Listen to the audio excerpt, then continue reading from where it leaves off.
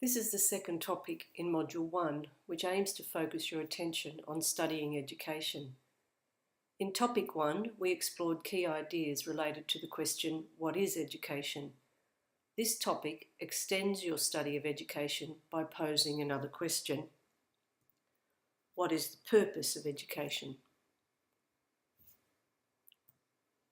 To assist your quest in answering that question, I've broken the topic down into 3 key concepts. This video presents a brief overview of the concept identified in the reading as the double purpose of education. According to Kemmis and Edward Groves, education has 2 aims. The first, to form and develop individuals with the knowledge, capabilities and character to live good lives.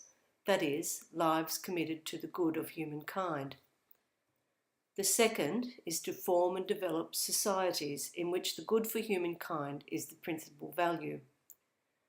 Put simply, the dual purpose of education is to form and develop individuals and societies that have the wisdom of respectfully knowing how to live well in a world worth living in. The text then goes on to explain that this dual purpose of education was once an integrated element of social arrangements of less complex civilizations.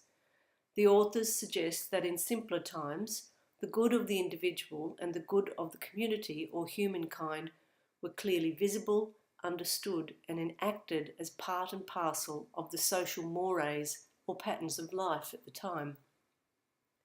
We'll come back to the concept of good later in this topic, but you might want to spend some time thinking about the use of this term in the text. With the advent of more complex ways of being in the world, exemplified in the text through the Industrial Revolution, the authors suggest that differentiation between technical divisions of labour gave rise to more complex and diverse societies and the advent of a class system. This standpoint, supported by many scholars over time, including Dewey, Foucault and Freire, suggests that the visibility of the dual purpose of education has been diminished in complex societies. Again, from this standpoint, it can also be argued that the division of social and technical labour has further differentiated the dual purpose of education, and that this has been diminished through globalisation. In a global world, societies have become infinitely more diverse and resources less equitably distributed. You might want to take a moment to think and pause about what living well in a global world looks like and for whom. Through a dual-purposed lens, studying education is more than a technical activity aimed at equipping individuals with the knowledge, skills and capabilities required to meet homogeneous outcomes. It incorporates the practical activity of informing practice through a kaleidoscope of theoretical lenses so that educators can make wise and prudent judgment about what to do in particular circumstances.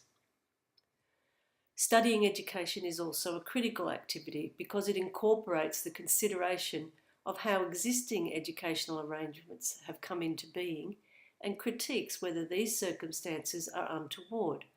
That is, are they unjust, unreasonable, unsustainable and/or unproductive? When education is understood as a synthesis of all 3 forms of activities, teachers and educators individually and collectively as a profession can exercise the wisdom required to transform educational arrangements that hinder the achievement of a good life and a good society.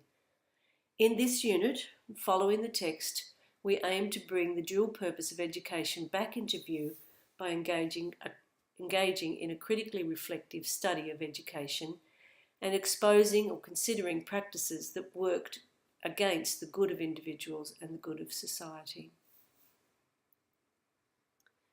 Coming up next, we'll look more closely at the concept 2.2, educational aspirations.